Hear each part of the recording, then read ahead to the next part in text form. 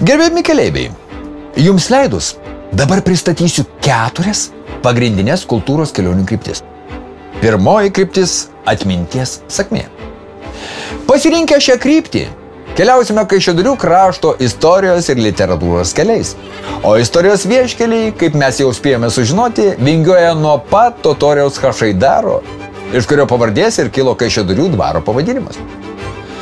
Šio krašto istorijos juosta nuausta garsių Lietuvą kūrusių asmenybių dėka, tarp kurių ryškiausia kelrodė žvaigždė šviečia palaimintasis Teofilius Matulionis. Literatūros keliuose kartu su poezijos pavasariu sutiksime Kaišiadorių krašte užaugusi vieną įstabiausių lyrikų Joną Aistį, kurio literatūrinė Kaišiadorių rajono savivaldybės premija kasmet apdovanojami jo poezijos tradicijų tęsėjai. Literatūriniuose keliuose mūsų visų laukia gausus pasimatymai su talentingais poetais, rašytojais, kraštotyrininkais, etnografais, istorikais ir jų knygomis, kurios padės pažinti Kaišiadorių krašto istoriją ir čia gyvenančių žmonių dvasios slėpinius.